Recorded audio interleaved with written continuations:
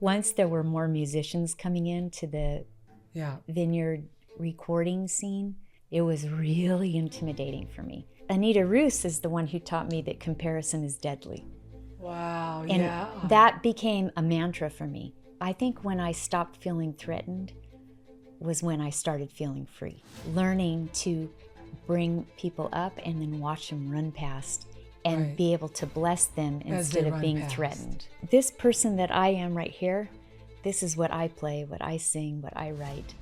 This is what's inside of me, and I'm happy to give it because I'm the only one who will ever be able to give this. If you're not as talented musically, songwriting wise, as the other people on your team, how do you stay as the female leader of them without riding yourself into the ground with the insecurity that you're not as good as? It doesn't matter how much better they play or sing or write, it's that this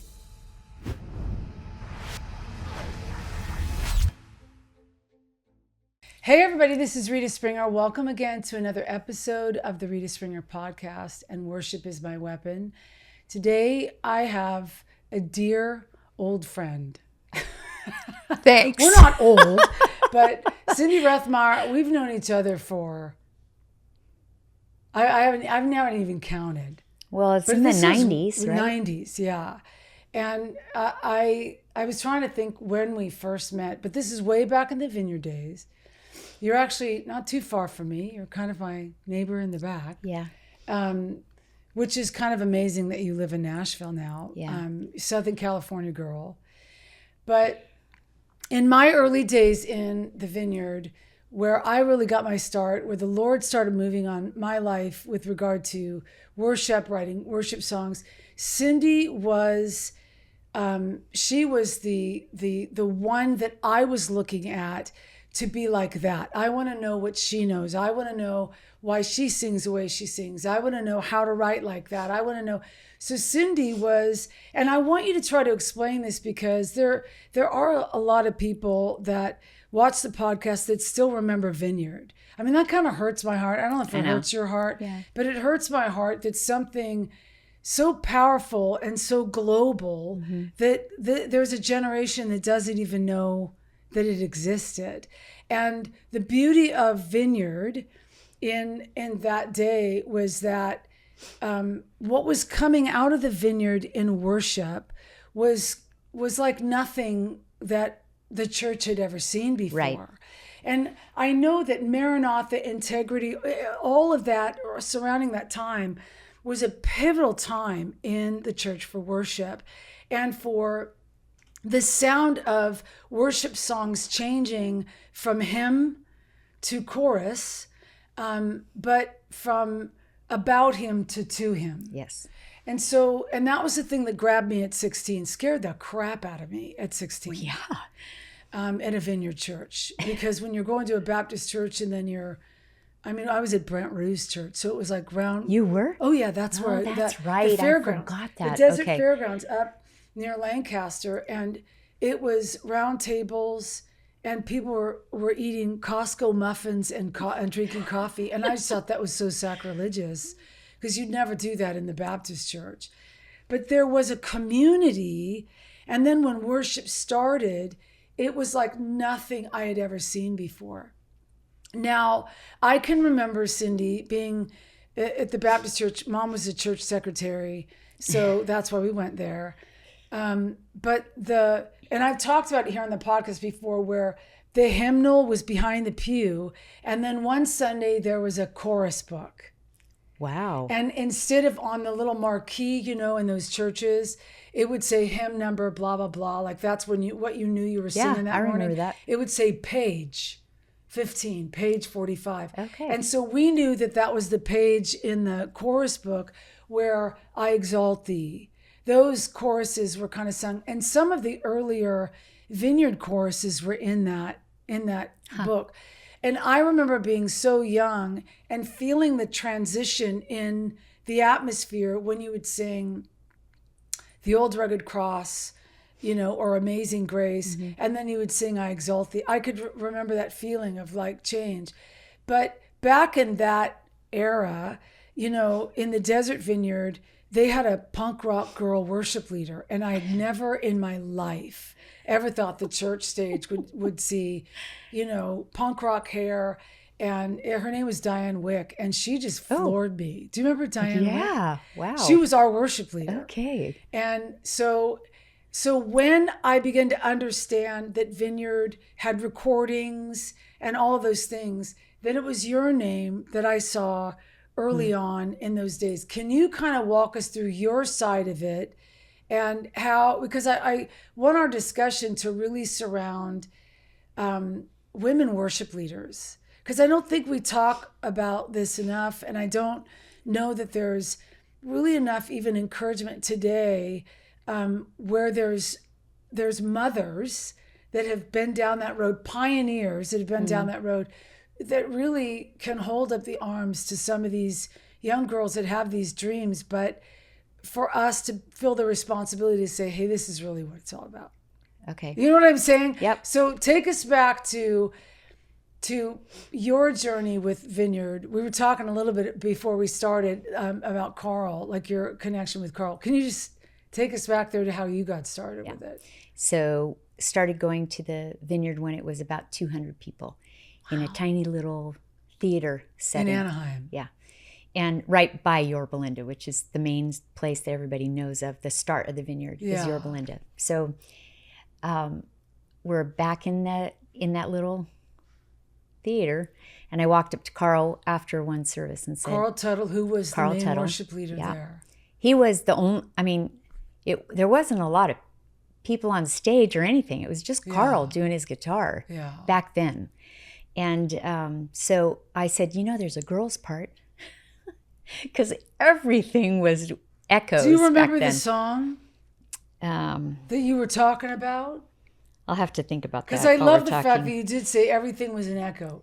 Everything. Oh, that's just how you sang. Was an echo. Yeah, that was normal. Yeah, yeah. So for the girl, the girl had her part. We had the echo. So I said, "Do you know there's a girl's part?" He said, "Do you know it?" I said, "Well, yeah." And he didn't know me at all. He didn't even know my name. And he said, "Why don't you sing it next week with me?" And he had me come up on the stage and sing the part. And that was the only song I sang, was just that one song. Yeah. And then I went back to my seat. But you really weren't on the stage. Well, back then I was. I went on, isn't that weird? I was on the stage with him by himself. And there's more to that story. I'm going to tell you that right now. Yeah.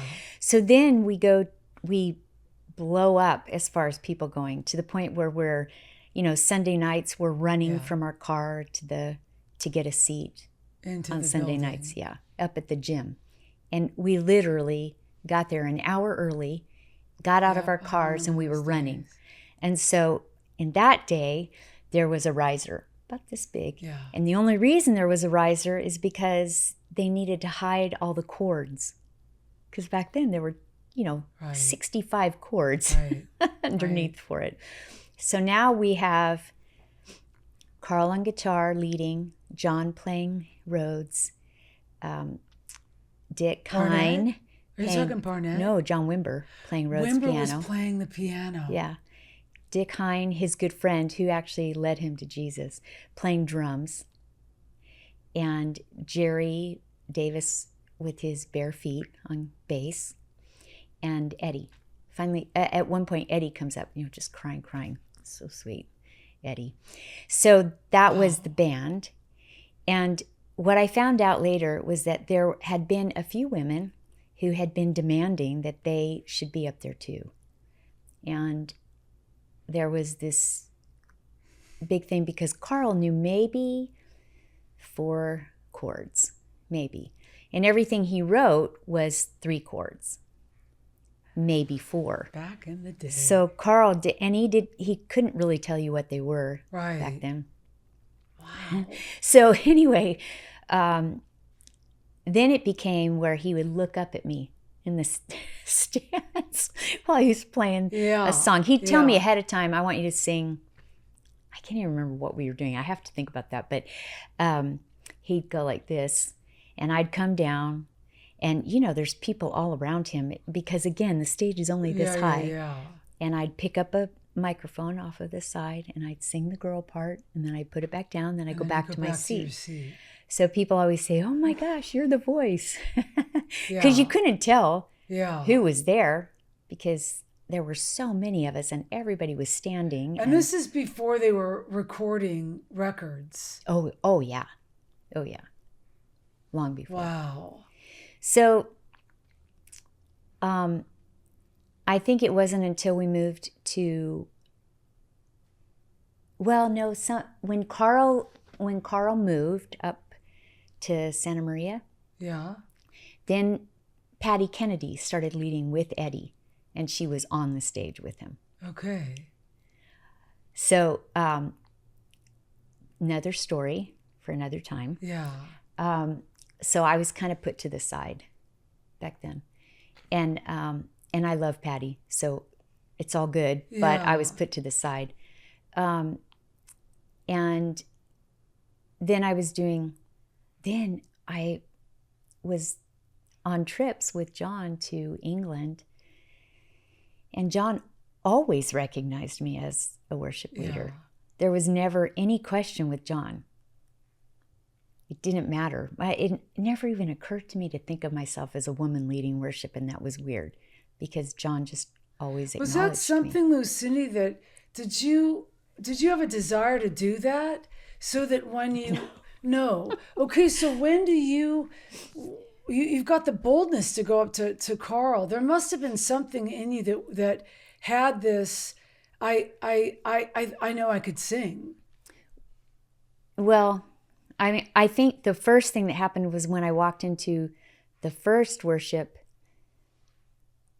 Well, it was just a service for Vineyard. Was in Placentia in another building right before the other one, and I walked in, and I walked in the door and thought, "Oh, I'm home," because they were singing and they kept singing and they kept singing, and the songs were killing me. I mean, I was so moved by them that I wanted to be as close to that as possible. Okay.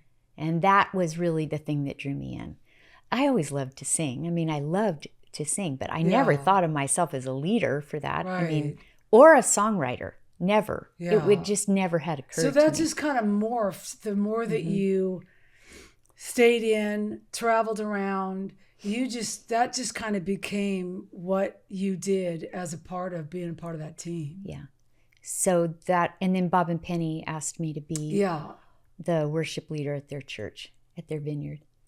But when I went out, helping them or somebody else, kind of in other churches, I had women crying with me about how the pastor asked them to lead, but everyone on the team, it was all men, and they were just not very kind because they were much better musicians than the person that was asked to lead. And really what that came down to was John was acknowledging what he saw on me rather than how well I could play or sing. Right. So he was acknowledging, I see worship on you, on me, and so he let me be that. And you and I were talking before about this whole idea of pioneering, which to me is it's an interesting thing because you don't realize that as if pioneering's in your future, it's not that you realize that when you're mature. You usually are doing it in your immaturity, because if God had really asked, I just know if God had come and said, hey, I want you to be a pioneer for women in worship, I'd have been like, no thanks, early on, because it was so hard to feel like I even had a chance. Like you're saying, especially, I think it's still all around, but especially in the day and the era that you're talking about, you almost had to fight for your right to even be on a platform, let alone feel like there's a leadership call on you to mentor and raise up a whole bunch more of you. So how, when did you become aware, I think, because you may not have been aware when I was watching you that I was watching you.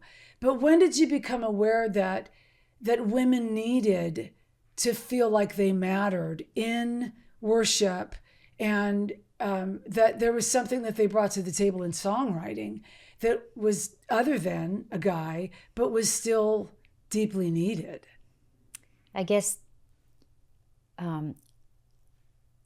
going out and having conversations with other women was the thing that made me realize, oh, this is not something that's acceptable with that. I caught that there was, nobody wanted a woman teaching, but it was weird to me. It's still weird to me that you can't lead worship. I don't understand that.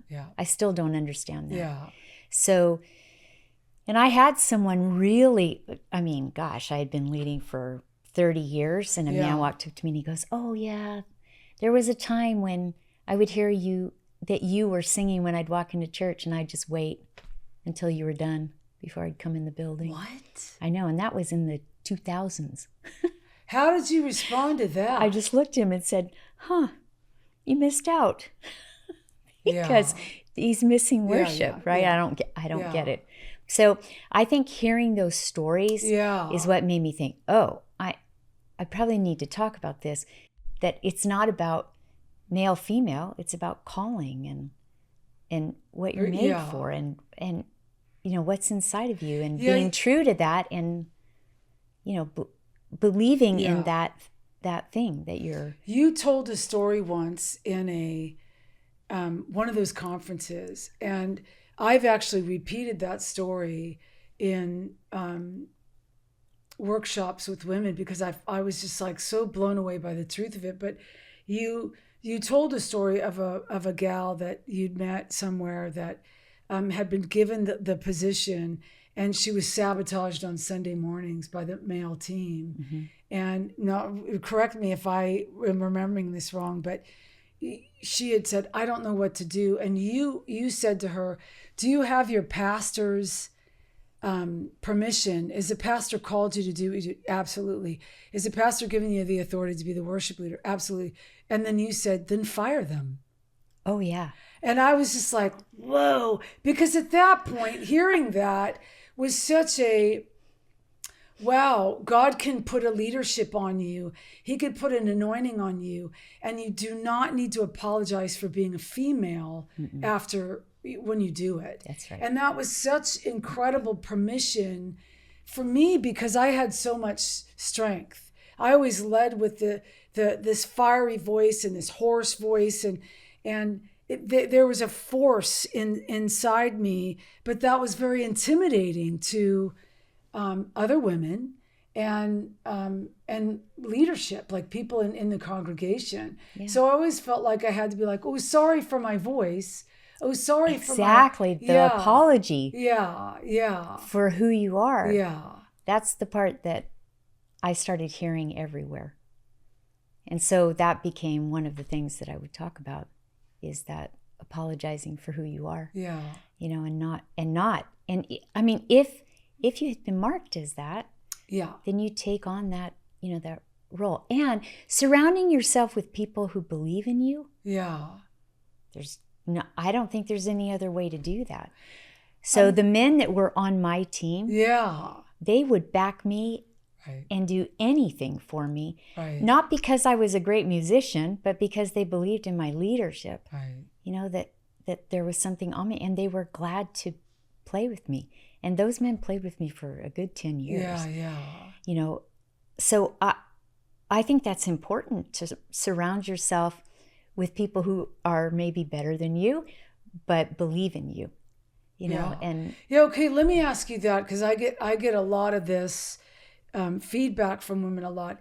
If you're not as talented musically, songwriting wise, as the other people on your team, how do you stay as the female leader of them without riding yourself into the ground with the insecurity that you're not as good as? Hey everybody, I want to take a moment here to just share with you. I've got these two amazing people, Tyler and Connie Bates, They work with Amazing Life Foundation and have put together, I think, one of the greatest kids curriculum for churches. If your church needs a incredible curriculum for your children's church, I need you to go to joinamazing.com and try what they are doing, especially in music. I've done some songs for them in their children's recordings and their dance videos. It's been really, really beautiful. You can go to joinamazing.com and you could even try this out as a church for 30 days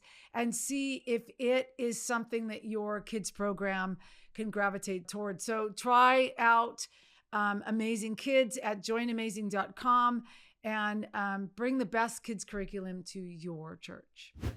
I think you have to remember who you are and what you're made for.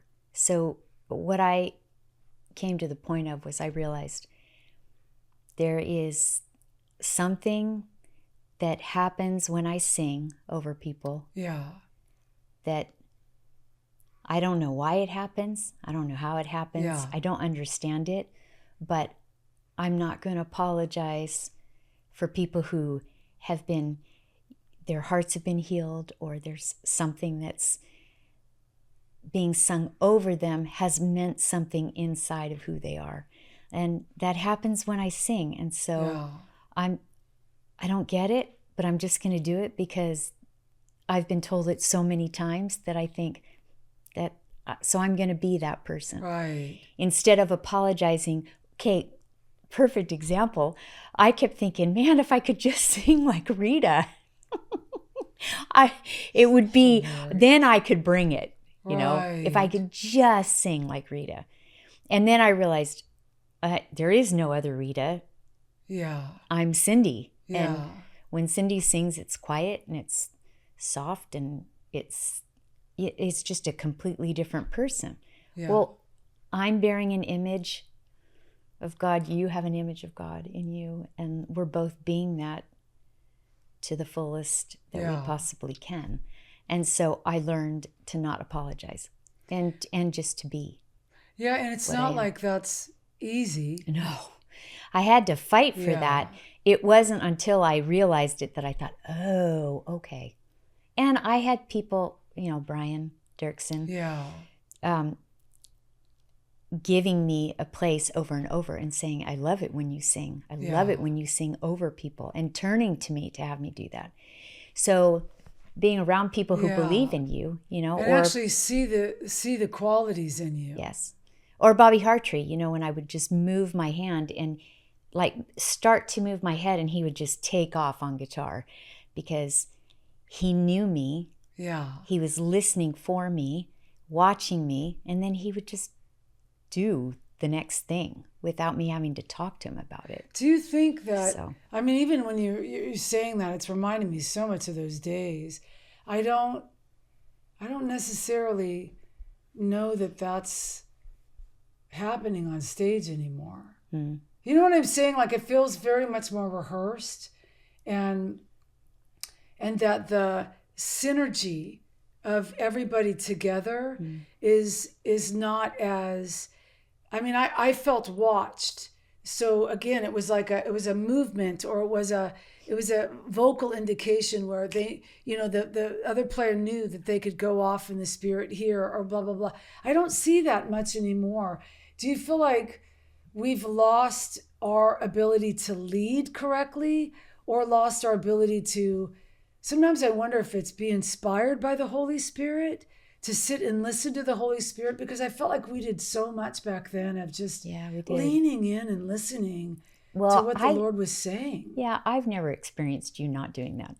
But to your point, I started backing out when I realized I had to know licks and... Got it, yeah. When it became more the about... recording, I had to know how to play the recording in order to lead worship, was when I started backing out. I'm not a guitarist. Right. I can lead worship, but I'm not a guitarist. But that's the my line instrument. Of intimidation? Oh, it's there all the time. Except that now I know if someone says, "Oh, please come and lead for us," and I say, as long as you know who I am, I'm happy to do that. here's who I am. This is what I bring. This is what I can do. Yeah. This is not who I am and what I can't bring. And so if you want that, I would love to come and do worship for you. I know who I am now, and that took time. And I think that's a really important thing to figure out, who you are, what your voice is, what you bring. And is that because you want to stay in the lane that God's given you to stay in? Yeah.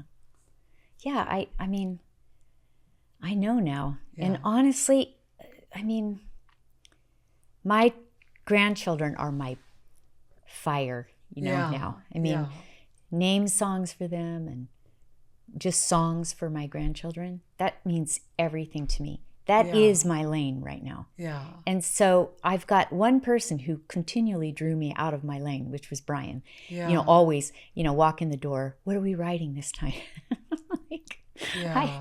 So that was so sweet to have somebody like that. I don't mean sweet like, I mean sweet like, gosh, so meaningful to me that he still thought of us as songwriters together, co-writing songs. So I loved that.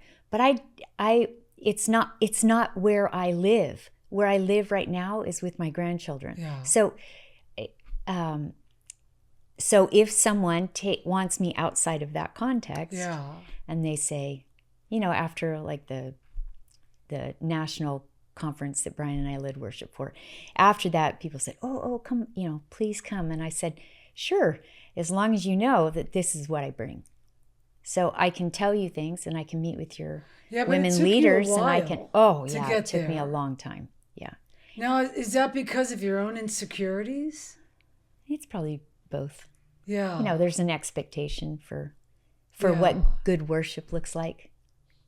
It's good if you can bring A, B, and C.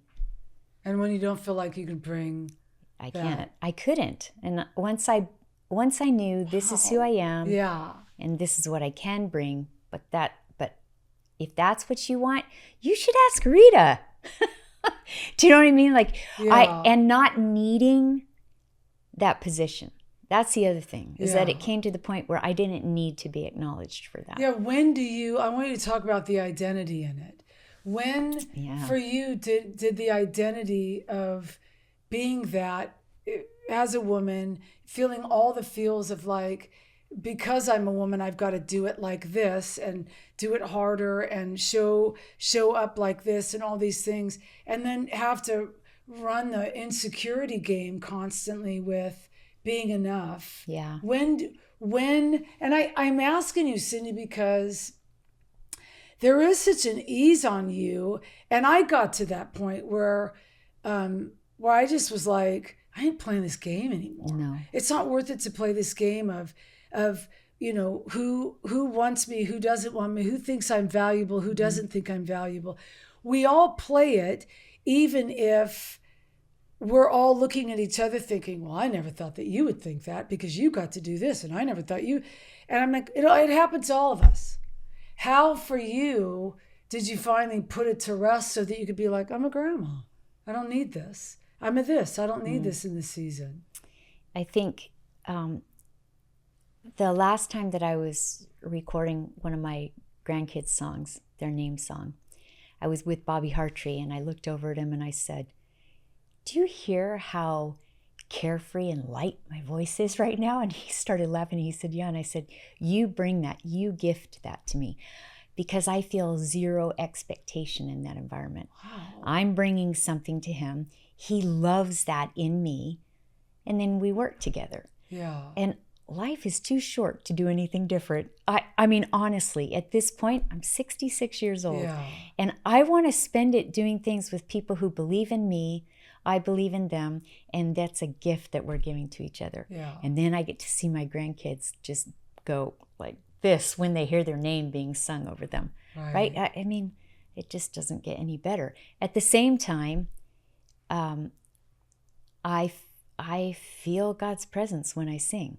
And so if I'm doing that, with Brian, when we would sing together, to be able to close my eyes and rest in that thing that happens and just be that, it's one of the best times of my life. I mean, those are the Or do you look greatest back joys. at all those, at the days, because I'm so grateful for the Vineyard days of, even like the early days of, like you remember when the whole women in worship thing started? Because it was so new and it was so like, nobody was really doing it.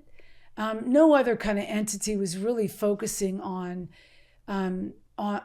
women having actually something a little differently, and our songs being a little differently. And I just thought, I think I knew even in my youth back then that something supernatural was happening, and VMG was kind of allowing it to happen, because we ended up there were conferences and stuff like that. And I think it really shaped me and gave me permission to stand with it, with an identity, not just an identity in Christ, but an identity of, hey, I'm a songwriter. Hey, I'm a worship leader, and I'm good at it the way that I do it.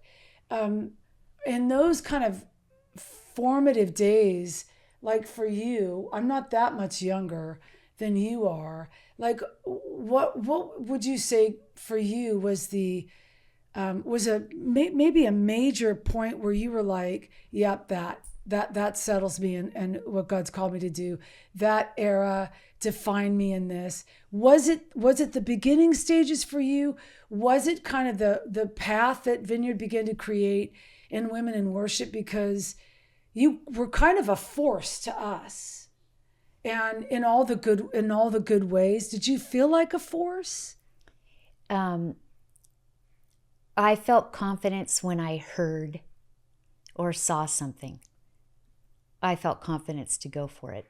And I had people around me who told me to go for it. Yeah. John told me to go for it. Yes. There were leaders that said to me, yeah, do that. Word of knowledge. Say it out loud. Take the risk. What was it? Faith is spelled R-I-S-K. Yes. It was things like that were over and over me. So when you were sitting in that class in Anaheim, and I looked out at you, and all of a sudden I started hearing things about you. It wasn't a guess to go over and say to you, Rita, you're made for the nations. Yeah. You're not just Vineyard, you're for the nations.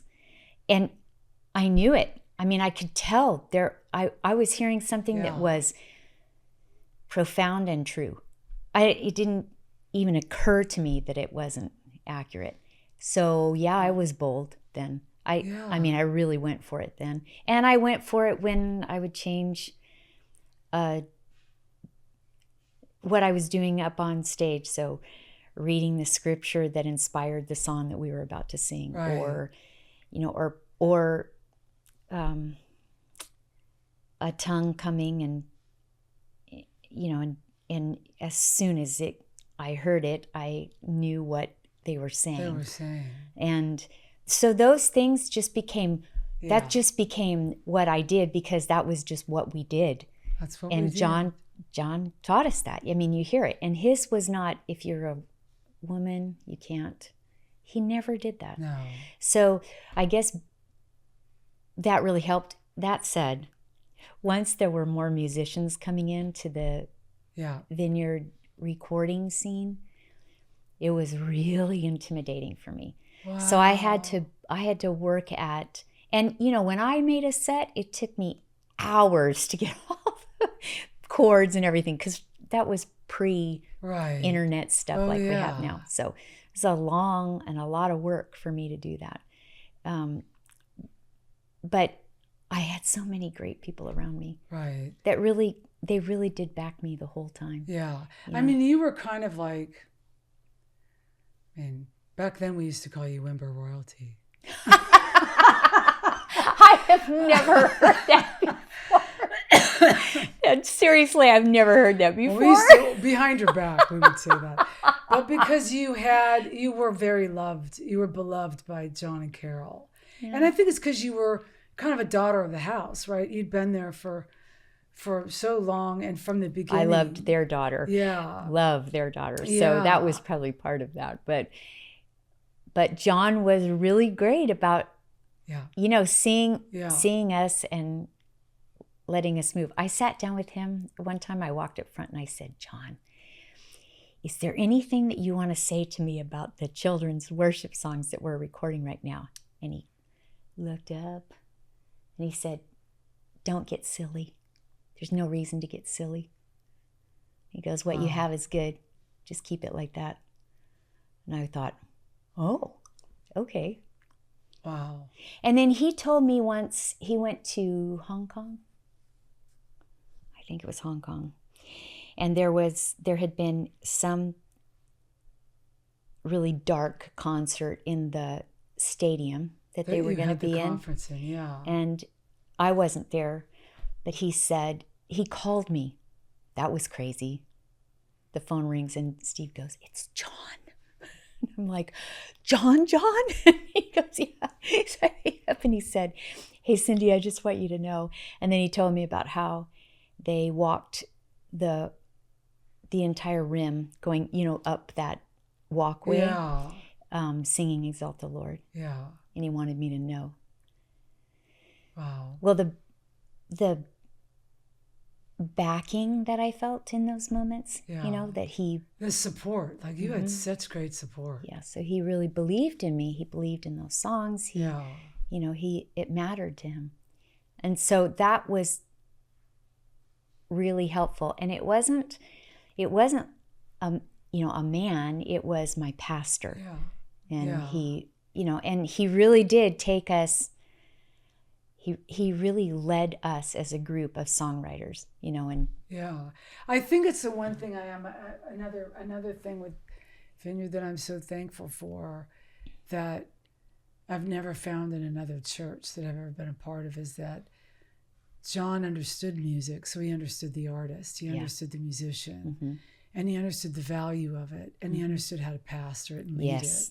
And I don't think I've ever found that outside of that. He really did pastor us. When we had a season where we had a few different affairs and that kind of thing. Just stuff and going on. And he sat down with us and he said, and I will never forget this moment, he said, I don't care if you never lead another set and if you never write another song.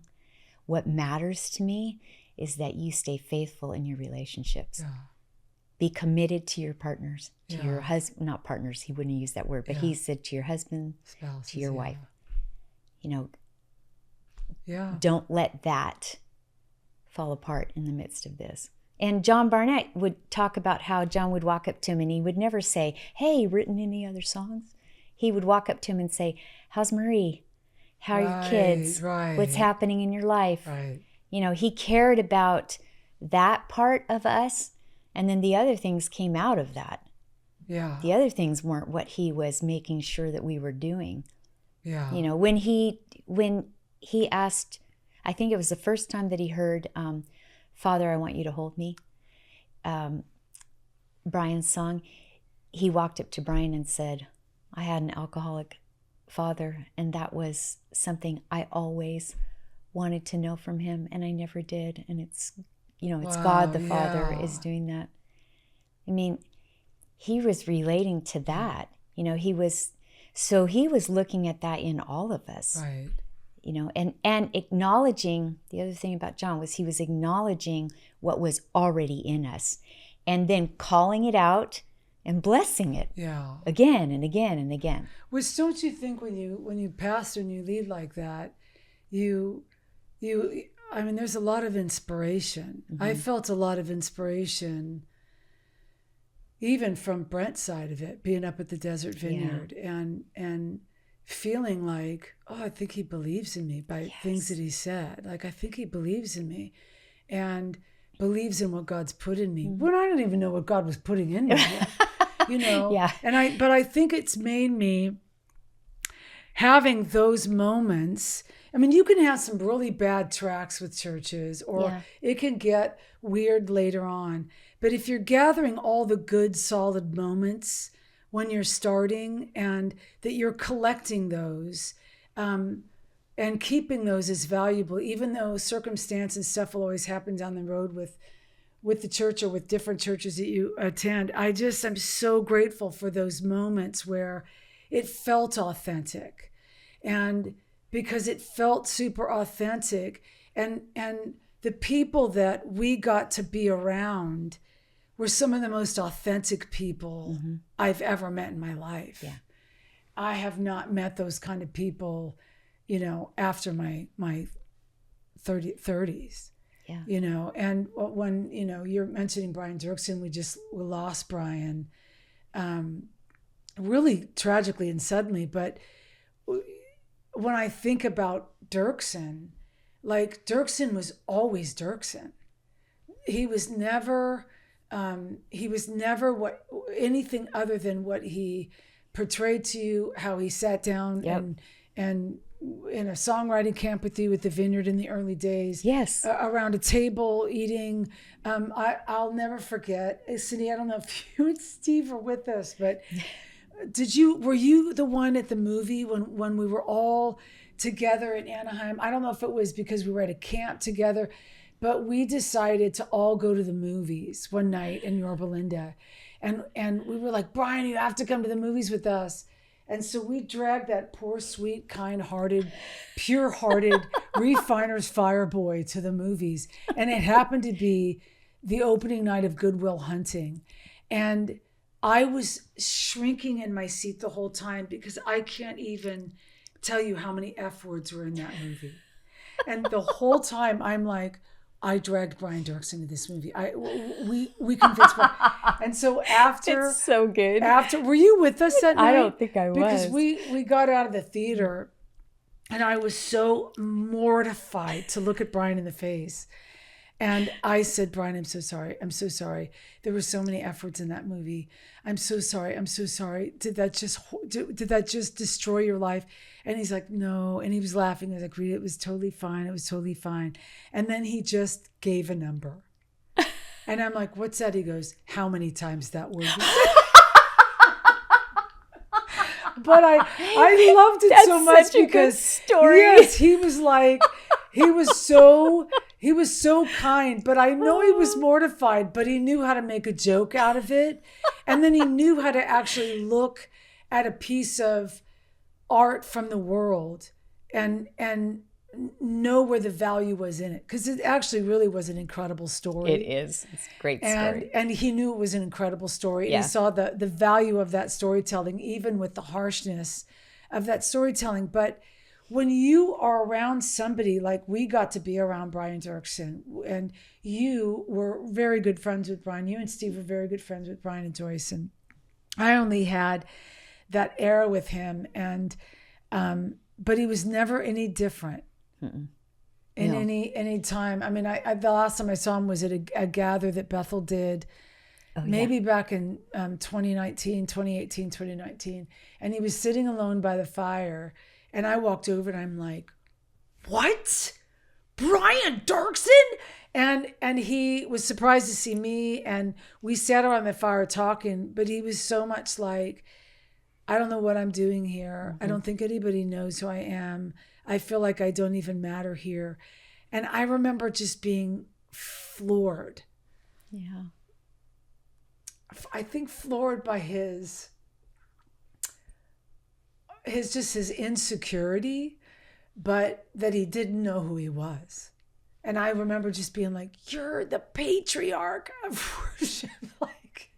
You are our Chris Tomlin. Like you're the Chris Tomlin of our, like you brought the permission for this and the permission for this and all these things.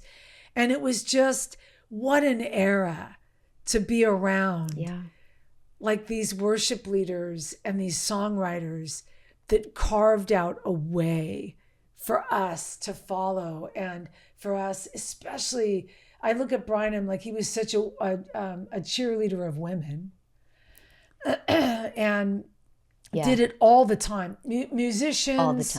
All the time. You know, I think of the Thiessens and even Lori. And when she started showing up to play, congas and, play percussion, and the way he believed in her ability to bring the Spirit of God in through the sound of the drums, like stuff like that was just like, who does this kind of stuff? I know. I think too that there was something about bringing people up next to you. And bringing them up so that they could then be moving forward. Yeah. And so the threat, I think when I stopped feeling threatened was when I started feeling free. Wow. So learning to bring people up and then watch them run past and be able to bless them instead of being threatened by it. Or feeling less than myself because they felt like they were more than. Instead, I can just say, oh, that is so cool who they are. It's so beautiful what they're bringing. And I don't bring that. And so I bring this. That doesn't make any difference. So Anita Roos is the one who taught me that comparison is deadly. Wow, and that became a mantra for me. Comparison is deadly. It's beside the point. It doesn't matter. That's not the point. Yeah. So it doesn't matter how much better they play or sing or write or anything. It's that this person that I am right here, this is what I play, what I sing, what I write. This is what's inside of me, and I'm happy to give it because I'm the only one who will ever be able to give this right here. Yeah. Well, I feel like you did that for me. Like you when I was running past you, you had to bless me, but you blessed me. Yeah. And it made it easier for me, and it made it a gift to be able to be like, one day somebody's going to pass you up. And so to have those conversations with the Brooks and the Carries and the, those younger versions of me that were running past me, it really is, as a woman, we have to learn how to bless each other. Absolutely. And be okay that we're not going to get what the other person's going to get. Yeah. You know what I'm saying? Because it is like, it is sometimes you're counting all the beans in your pocket. Yeah, absolutely. And I mean, really that posture of blessing the people around you and of setting them up to walk beside you until they're able to walk in front of you, and then they're out of sight. Right. Because they've gone so far past who you are.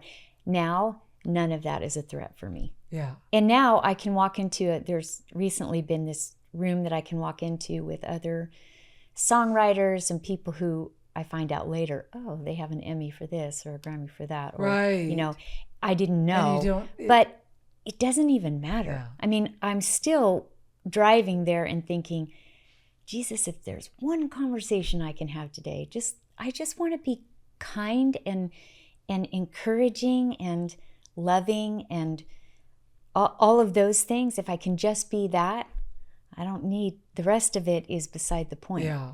It's just us being human together and trying to love God together and all of those things. So if I can bring that, then it's a win. I had one girl, she turned to me and she goes, I want you to be my grandmother. And I thought, it's a win. This is a win. If that's what I leave the day with, I mean, truly, I walked out and I got tears in my eyes. I thought, oh gosh, I did it. I gave to her what I was hoping for. Right. Wow. What about, because you're in this little songwriting thing you're talking about. How has that changed for you over the years with what you bring to the table in songwriting and what you want to say? I think as a woman, we're talking about Brian so much, but he's a big part of my story. Yeah. So with Brian, there was such a value for what I had to bring, my piece of it, that now when I walk into a room, I just bring my piece, listen for it. And if I hear something, then I say it. And if I don't, I wait. I don't feel like I need to speak or I need to say something or I need to bring a piece of it. Yeah. I can just bring it when I have it, and give it. And it's a gift that I'm giving to somebody, my voice. Yeah. And by that I mean my opinion, whatever. But my voice, me saying. Yeah. What is needed in the moment or what you're thinking in the moment. Yeah. And it's not always taken. It's just that I'm being present. So maybe that's part of it too, is just that being present, to be there in that moment and listening to them and hearing what they have and then loving it or saying, what do you think about this? Or just just entering into it with no agenda. I think that's true too. I don't have an agenda these days. I mean, it's just nice to be in a room. Right. You know, I love the relationships. Love that I'm getting to know people that are completely outside of anywhere that I would normally be. That's been pure delight, you know, to do that. I but mean, I do don't you have see an yourself agenda. as a creative? Well, I mean, I'm hoping that I create something every day. It's just that there's not a certain, this is the only thing. So I don't think of myself as a songwriter, but if I'm in a room and something happens, then I definitely want to help create a song. But you don't think of yourself as a songwriter. No, I really think, even with my grandkids, I really think the latest one is Daisy. And so my thought was, I need to make sure that I have a song for Daisy before I die. And you never know, Cindy. The older you get. I really yeah. did. I thought I got to make sure I've sewn her at least a few dresses that are just hers, not the ones that she'll get passed down from her sister. Right. And I'm going to see Bobby to record her brother's song, so I should see if I can think of one for Daisy as well, you know, write one for her. Yeah. And so I'm in the moment of what's happening in front of me. That's the other thing. I'm not trying to write for something that is outside of my sphere of where I live. Right. Where I live is I have 9 grandchildren down the road. But did you ever classify yourself as a songwriter? No, it always surprised me. Even when your songs were going all over the world with Vineyard? It just felt like I was like,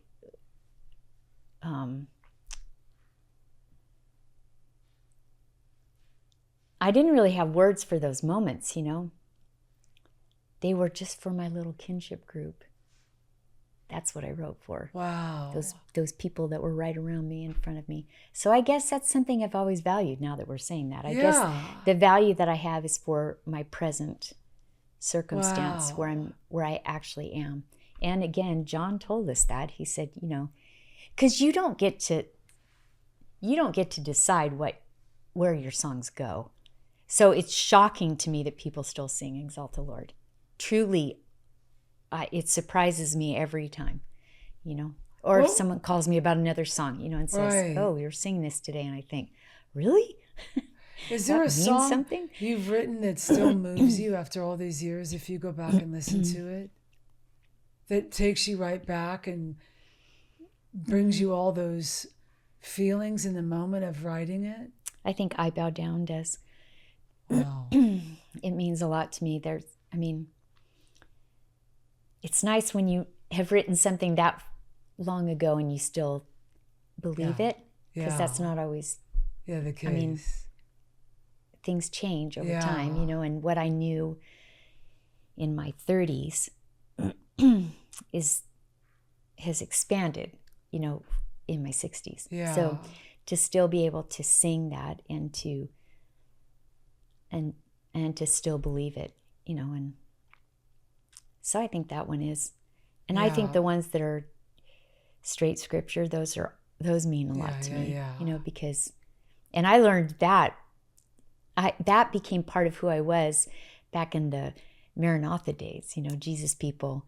Yeah. I lived in Hawaii and we sang all scripture songs. So that just became normal, you know, that it didn't matter that it didn't rhyme or, you know, work the right way. I mean, if I would read it and I could start hearing something being sung, or the song that I sing, it's not recorded, that I sing to myself over and over is this prayer. It's called Keep Watch. And so, I put music to it, but I don't think to myself, oh, I'm a songwriter. I think that is one of the most surprising things. I've known you forever and I would have never said that about you. I would have thought that you're like, it's one of the things I've done. But it's almost like the way I'm hearing you say it is that you've taken the emphasis off anything that would have done to have said something about you that was never true in the first place. Right. But you are a songwriter. Yeah, I just don't. You may not make a living. I don't your make songs. a living, right? And it's not my one thing. I think I really love it. I love it when when Brian would say, "Let's write." Love it. But when I'm thinking of my grandkids, and I want to sing something with them because they all love music. Yeah. That brings such delight to me. And so I guess I would say, I would say that I'm a songwriter if I think of them. But even then, I'm singing something to them, over them. Yeah, it's I think with you, it's so interesting is that the way that you've transitioned is that you've transitioned into what it's become as opposed to what it was.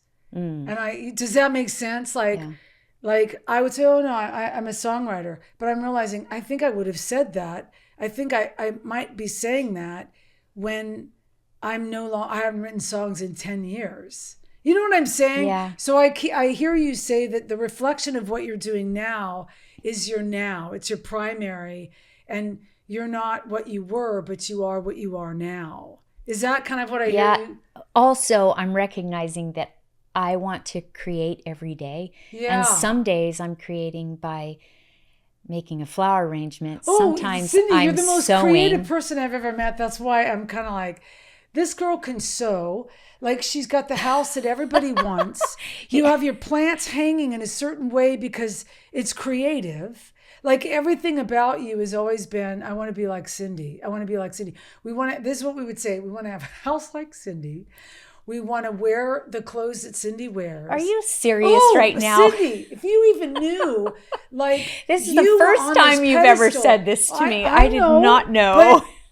When you become friends with somebody that you're like, oh, if I could just obtain the Rethmeier look, or if I could just cook like Rethmeier, there was always not a competition. It was never a competition.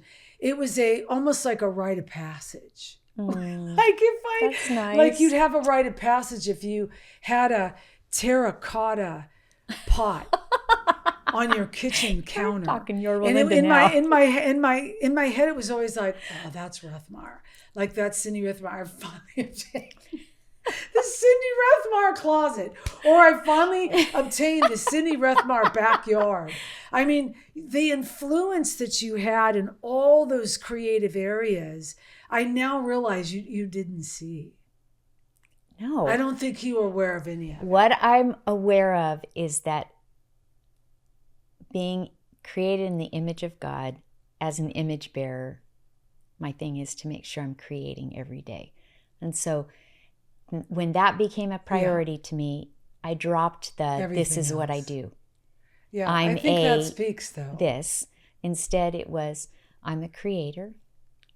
I'm going to create every day intentionally. Be intentionally creative. Okay, so then let me ask, did you go that route because the other route would have led you down a road of competition? The other route was so stressful, I just couldn't imagine living in it. Okay. So trying to keep up with that, trying to do the keep up thing, I don't want to keep up. And here's the thing, Cindy, that's all we see now. Yeah. Is it keep up. Yeah, it's and too it breaks much my work. heart for women. I can't do it. Yeah. And so if I can pull someone in who feels that kind of competition and say, I see you, I see who you are, I see what you bring, and it's beautiful.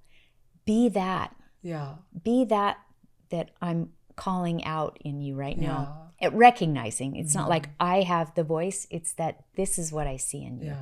Yeah. Do you know that book, Theo of Golden? You know what? You are the second person you should really read this week that has told me about that book. Okay, so he is constantly calling things out of people. This is what I see in you. This is what this portrait, it's about portraits. This is what I see when I look at this portrait. And he gets to know them, and then he tells them that. Yeah. And when I when I read that, I thought, oh, this is what I've been trying to do and be. This is my, that right there. Yeah. And it was just another reminder to, when I am in the store and I see someone and they're so pretty, to say it. So you're so and just pretty. to walk over to them and say it. Wow. And often it starts conversation that leads into, oh, I love that, or whatever. Not disingenuous. I mean it. I want those conversations to be real. And the mom who's in the airplane, that we were just on this trip, and the little boy was screaming by the end of the trip that he wanted his dad. And they had left his dad in Tennessee, and we were getting off the plane. And by the time we got to the end, she had calmed him down, and I turned around and said, wow, good job, Mama. And she looked up at me and she goes, he was screaming. And I said, but look where he is now. You did it. You got all the way to the end of the trip and you did it. And she said, he misses his dad. And I said, yeah, I could tell, but you did it. You got to the end of it. Well, everybody needs to know that they did good with that. I mean, she was mortified by him screaming like that, but she kept her cool and she loved him. She wasn't mean to him or trying to shush him or covering his mouth or anything. She just rolled in the moment of, he misses his dad. Yeah. She said, did you hear him say to me, I just want to be on the plane? She's like, you are on the plane. Whoa! Screaming. So just to be kind to her in that moment, that's who I want to be. Yeah. If I'm going to create anything, I want to create that where people feel okay about themselves or better or, and if we gave that to each other, I mean, isn't that a song? Especially as women, right? Especially as women. Yes. Yeah. Yeah. The competitive, I was in a write recently and just happened to ask the young, precious, gifted, talented gal, what did she want out of this? And I think I was, my spirit was really just assuming that what was going to come out is, I just want to, love God through my music, and I just want to, and all she knew to say is, I just want to make money doing this. And I just was like, oh gosh, when did we sell the point to be not the point? Because if that's how you start, and in 30 years, you'll be trying to keep up with that. And your value will be in what's selling and what's not selling, which already is such a hard thing in the social media world, you know. And I think it's why it makes me so grateful for what we had and what we grew up under. I would never say it was perfect by any stretch of the imagination. No.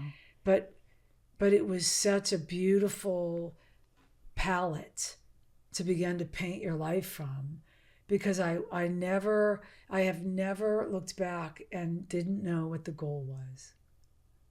That's amazing. I mean, think about that. Yeah. That's pretty amazing. Yeah. Not everybody can say that. Not everybody can say that. And that's pretty incredible. I think the authenticity and the lack of competition, if I could go backwards and start with that, it would make a big difference. Yeah. But I know it now. Yeah. And so you're grateful that you know it now. Yeah. And so to be authentic in the moment of what it is. What would you say, last question, what would you say to women, young women, who really feel the call of God to write, to sing, to hold a microphone in their hands? What at 66 would you turn around and look at them and say, to keep this value, to keep this? I think the goal, if the goal is a microphone, that's a rough goal. Yeah. So I think that figuring out what you're made for, what is a passion inside of you with that. So I loved leading worship for my small group. Yeah. And so writing, saying the words that I wanted to sing, and then realizing they were words that other people wanted to sing in my home group was amazing. And we'd all sing it together with no thought of, will it be sung in Hong Kong or in Russia? I mean, that was never a thought ever. Back then, that's not what, we didn't even know that was possible, right? So for us, it was this little group. And then somebody from outside of that group that was also in the church would take it and do it in their group. And then pretty soon we're doing it in the service. And then it's a shock because people in the whole service want to sing it. Amazing. And it never even occurred to me. So that was probably the most moving to me, was that my little simple songs with my 3 chords would be language for somebody else. Right. So I bow down. I think the reason that matters to me is that there was one time where we were in a big room, a lot of people, and we get to the part where I'm gonna, kind of build for the the chorus, and I'm pulling my guitar up, and I turn around, and all of the people who are playing with me are on their knees, and I thought, oh, this is actually language for them. And I turned back around, and I could hardly sing, and here I am on my little guitar by myself, So I think that being true to what's inside of you and loving and embracing that and being that with your whole heart goes so much further than trying to be something that, it's like these pipe dreams, they're all over the place, and if I just do this, I'll get recognition. If I just do this, then somebody else will ask me to do that. That, and maybe that comes with time. I don't know. I didn't know it when I was younger, except that I had moments like that were breakthrough moments. And really, Anita's saying, comparison is deadly. Right. Especially now. I mean, oh, if ever there were a time to know that, to understand that, it's now. Comparison is deadly. Yeah. I'll never add up or become something different than what I am. Yeah. And so finding out what it is that is good and true and authentic in who I am is the biggest gift I give myself. I don't have to compete or become something. And probably the biggest gift my grandchildren give is they don't care. They don't care at all who I was or what I accomplished or any of that. What they care is my face right with their face, and the way that I love them and am authentic with them and have time for them and am willing to give myself to them. And really, they'll be impacted by my life more than anybody else will, on the big stage area. So, I mean, sometimes my songs would move something in someone, and I love that, and I so appreciate it, and I'm really grateful. But those little people who watch me day in and day out, who I am, how I carry myself, what my values are, their lives are going to be impacted for the rest of their lives. And so I'm going to do that with my whole heart. That's so amazing. Because it's right there in front of me. So amazing. You recorded a record with Brian that has yet to come out this year. Oh, I'm sure it will. And I don't know if it'll come out a song at a time. I'm not sure what they're doing with it, but we're going to hear those songs soon. Yeah, that line, "Beholding," is one of the songs, and it says, song. "I'm beholding you, a never before, never again soul." Yeah. And